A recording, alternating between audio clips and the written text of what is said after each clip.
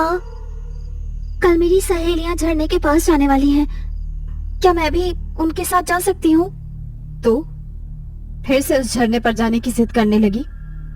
तुझे समझ नहीं आता भानी, मैंने कितनी बार कहा है वो जगह सुरक्षित नहीं है। माँ, हम सब शाम होने तक घर आ जाएंगे। नहीं, शाम के बाद उस जगह के पास रुकना भी मना है। पर माँ, वहाँ ऐसा क्या है? सब बच्चे तो जाते हैं वहाँ, फिर मैं क्यों नहीं? बानी के इस सवाल ने रिदा को चुप करा दिया, जैसे वो कुछ कहना चाहती थी लेकिन कह नहीं पा रही थी। बस इतना जान ले कि वो जगह बच्चों के खेलने की नहीं है, बस। इतना कहकर रिदा ने बात खत्म कर दी और बानी गुस्से में चुपचाप अपने कमरे में चली गई। कुछ देर बाद रिदा खाना लेकर बानी के कमरे में आई और प्यार भरे अंदाज में कहते हुए बोली, बानी बेटा, ले खाना खा ले। पहले आप मुझे बताइए, आप मुझे वहाँ क्यों जाने से रोकते हो? उस झरने के पीछे एक ऐसी माँ की कहानी जुड़ी है जिसे सुनेगी तो तेरी रूह कांप जाएगी। तो फिर मैं जरूर सुनूंगी माँ। ठीक है, तो सुन।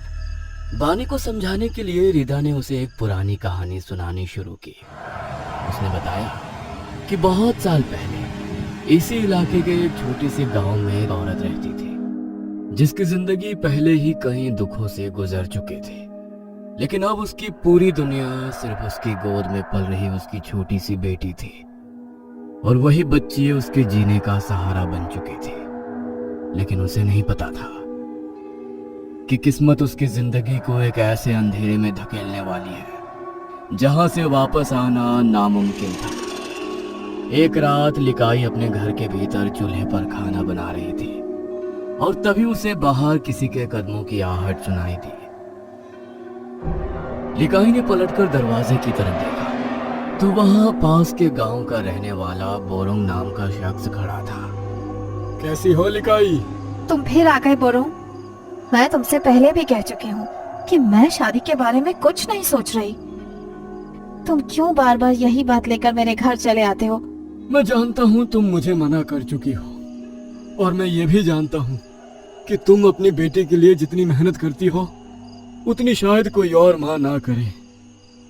बोरोंग ने जानबूझकर अपनी बात की शुरुआत नरमी से की ताकि लिकाई की सख्ती थोड़ी ढीली पड़े। लेकिन लिकाई, आज नहीं तो कल ये बच्ची बड़ी होगी, फिर एक दिन ये तुमसे पूछेगी कि उसके पिता कहाँ हैं। उस दिन तुम इसे क्या जवाब दोगी? यह सुनते ही लिकाई कुछ पल के लिए चुप रह गई।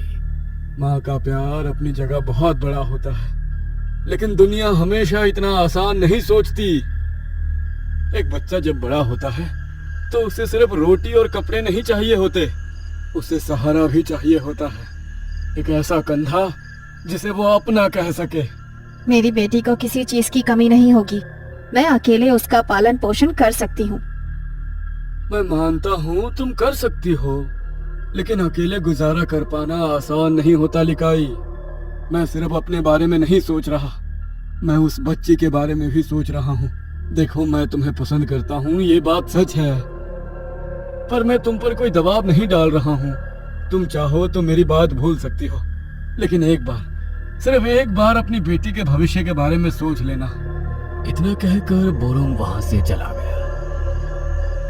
लेकिन जाते जाते वो लिकाई के मन में एक ऐसा सवाल छोड़ गया जिसने उसे बेचैन कर दिया। उस रात लिकाई देर तक सो नहीं पाई। बार बार उसकी नजर अपनी सोती हुई बेटी पर जाती और फिर उसे बोरोंग की वही बात याद आती। अगले दिन लिकाई ने गांव की कुछ औरतों से इस बारे में बात की। उसने सोचा शायद गांव वाले उसका विरोध करेंगे, लेकिन लगभग हर औरत ने उसे यही समझाया कि बच्ची की परवरिश के लिए उसे दोबारा शादी कर लेनी चाहिए। दूसरों की सलाह और अपने मन की उलझन के बीच आखिरकार लिकाई ने दूसरी शादी कर ली। शादी के बाद शुरू में सब कुछ ठीक चला, लेकिन धीरे धीरे बोरोंग को एहसास होने लगा कि लिकाई उसकी होकर भी पूरी तरह उसकी नहीं थी। लिकाई, आखिर तू चाहती क्या है? मैं कोई बूढ़ा आदमी नहीं हूँ कि बस एक कोने में पड़ा रहूं। जब भी मैं तेरे साथ समय बिताने की बात करता हूँ तू हर बार उस बच्ची का बहाना बनाकर टाल देती है। बोरोंग की नजरों में उस बच्ची को लेकर अब प्यार नहीं, सिर्फ चिढ़ और जलन थी। तुम ये कैसी बात कर रहे हो बोरोंग? मेरे लिए तुम दोनों से बढ़कर कुछ भी नहीं है, फिर मैं तुम में फर्क कैसे कर सकती हूँ? तुम खुद ही सोचो, मैं आखिर क्या करूँ? दिन भर बाहर मेहनत मजदूरी करने के बाद जब मैं घर लौटती हूँ तो घर का भी काम होता है, और बच्ची अभी छोटी है, उसे समय देना भी जरूरी है। बस अब बहुत हुआ, इसके आगे मैं कुछ नहीं सुनना चाहता। हम दोनों में से तुम्हें किसी एक को चुनना होगा। अगर ऐसी बात है तो मैं अपनी बेटी को चुनूंगी। लिकाई के जवाब ने बोरोंग को अंदर तक अहंकार से भर दिया, जिसके बाद से उनके रिश्ते में दरार साफ दिखाई देने लगी। बोरोंग अब नशे की हालत में देर रात घर लौटने लगा और धीरे धीरे शराब उसकी आदत बन गई। गलती, बहुत बड़ी गलती कर दी मैंने। यह शादी मेरे लिए अब बोझ बन गई है, मैं इसे और सहन नहीं कर सकता। जब तक वो बच्ची है लिकाई कभी मेरी नहीं हो सकती। मुझे कुछ करना होगा। इतना बोलकर बोरोंग कुछ सोचने लगा और उसके चेहरे पर एक दरिंदगी नजर आने लगी। अगले दिन लिकाई हर रोज की तरह उस दिन भी पहाड़ों की तराई से सूखी लकड़ियां बीनकर उन्हें बाजार में बेचने गई थी। यही उसकी रोजी रोटी का सहारा था। लेकिन उस दिन काम कुछ ज्यादा लंबा खींच गया। जब रात गहराने लगी तो लिकाई घबराई हुई तेज कदमों से अपने घर की तरफ चल पड़ी। जैसे ही वो घर के भीतर दाखिल हुई, उसने देखा कि बोरोंग चूल्हे के पास बैठा कुछ पका रहा था। पूरे घर में तेज मसालों और भुने हुए मांस की महक फैली हुई थी। लिकाई कुछ समझ पाती उससे पहले ही बोरोंग ने उसकी तरफ पलट कर देखा और होठों पर एक अजीब सी मुस्कान लाते हुए कहा, आ गई लिकाई, ले आज मैंने तेरे लिए अपने हाथों से खास मांस पकाया है। जरा चख कर बता कैसा बना है। आज ये सब तुमने बनाया है? मुझे आने देते, मैं खुद खाना बना लेती। खैर ये बताओ, वानी कहाँ है? उसे मैं पड़ोस वाली भाभी के पास छोड़ आया हूँ। यहाँ धुआं बहुत हो रहा था, इसलिए उसे यहाँ सुला दिया। तू पहले हाथ मुंह धो ले और आराम से खाना खा, मैं अभी उसे लेकर आता हूँ। इतना कहकर बोरोंग बाहर चला गया। इधर लिकाई ने जल्दी से हाथ मुंह धोया और चूल्हे के पास बैठकर बोरोंग का बनाया हुआ वो मांस खाने लगी। लेकिन बहलाने वाला मुंह में जाते ही वो एक पल के लिए ठिठक गई। उस स्वाद में कुछ ऐसा था जो उसे अजीब भी लगा और बेचैन भी कर गया। इस खास मांस का स्वाद इतना अजीब क्यों लग रहा है? मैंने इतना नरम और अजीब से स्वाद वाला मांस पहले कभी नहीं खाया। खैर भूख और थकान के चलते लिकाई ने उसे पूरा खा लिया। तभी बोरोंग ने पीछे से आते हुए उससे कहा, तो खाना कैसा लगा लिकाई? मैंने बड़े प्यार से बनाया था। खाना तो खा लिया, लेकिन तुम तो मेरी बच्ची को लेने गए थे ना, वो कहाँ है? तुम उसे साथ क्यों नहीं लाए? अरे वो इतनी बेचैन क्यों हो रही है? आ जाएगी तेरी बेटी भी, पहले तू थोड़ा आराम तो कर ले। बोरोंग की ये बात सुनकर लिकाई के मन में एक अजीब सी घबराहट उठी, लेकिन उसने खुद को संभाला और जूठे बर्तन उठाकर धोने वाली जगह की ओर बढ़ गई। मगर जैसे ही उसने बर्तन नीचे रखा, उसकी नजर वहां पड़ी एक ऐसी चीज पर जा गई जिसे देखते ही उसका कलेजा जैसे फट गया। वहां एक ताजा कटी हुई छोटी उंगली पड़ी थी और उस उंगली पर लगी मेहंदी साफ बता रही थी कि वो उसकी बेटी की थी।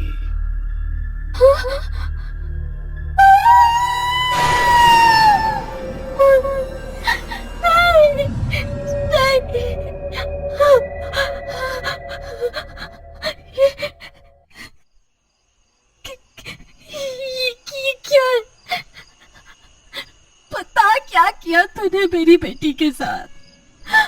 बोल, कहाँ है मेरी बेटी? मैंने उसके साथ कुछ नहीं किया लिकाई। बस मैंने उसे वहीं पहुंचा दिया जहां से वो आई थी, यानी तेरी कोख में। नहीं, नहीं। सच सामने आते ही लिकाई दहाड़े मार मार कर रोने लगी और गुस्से उसके चेहरे को नाखूनों से नोचने लगी।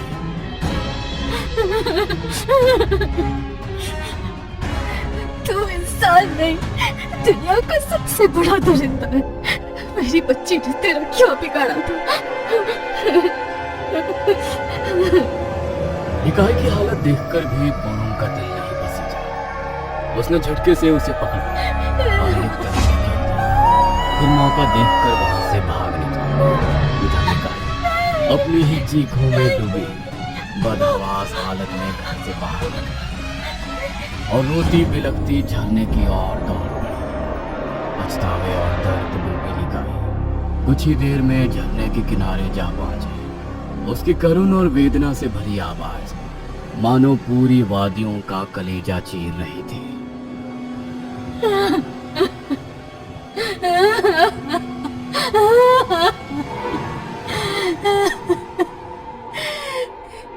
ऊपर वाले, आज तूने मेरे हाथों दुनिया का सबसे बड़ा पाप करवा दिया। इस दुनिया में मुझ जैसी अभागन माँ शायद ही कोई होगी जिसने अनजाने में अपने ही बच्चे का मांस खा लिया।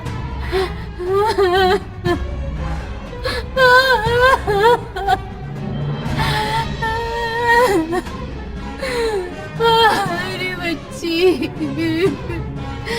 मेरी बच्ची, तेरे बिना एक पल भी नहीं जी सकती। मैं भी इस बेरहम दुनिया में नहीं रहना चाहती। मैं भी तेरे पास आ रही हूँ।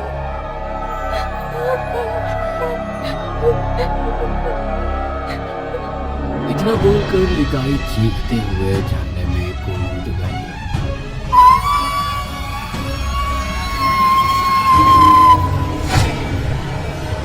झरने के ठंडे पानी ने लिकाई के जिस्म की उस आवाज को तो खामोश कर दिया, मगर उसकी दर्द भरी ममता की चीख को कभी भी शांत नहीं कर पाई, जो आज भी लिकाई झरने में गूंजती है।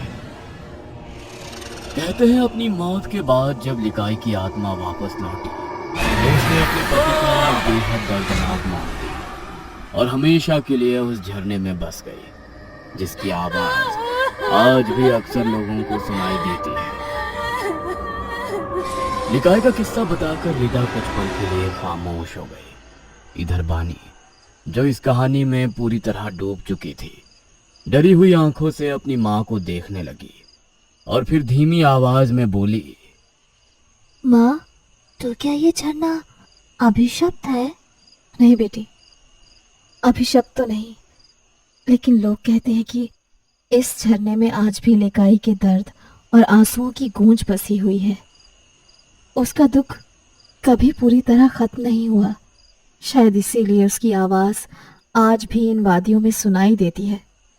उस रात के बाद बानी कभी उस झरने के पास नहीं गई, लेकिन कभी कभी आधी रात को जब पूरी वादी खामोश होती है तो उस झरने की गहराइयों से आज भी एक माँ की दर्द भरी पुकार सुनाई देती है। अगर आपको ये वीडियो पसंद आई हो तो इसे लाइक और शेयर करें। ऐसी ही वीडियोस देखने के लिए हमारे इस चैनल को सब्सक्राइब करें।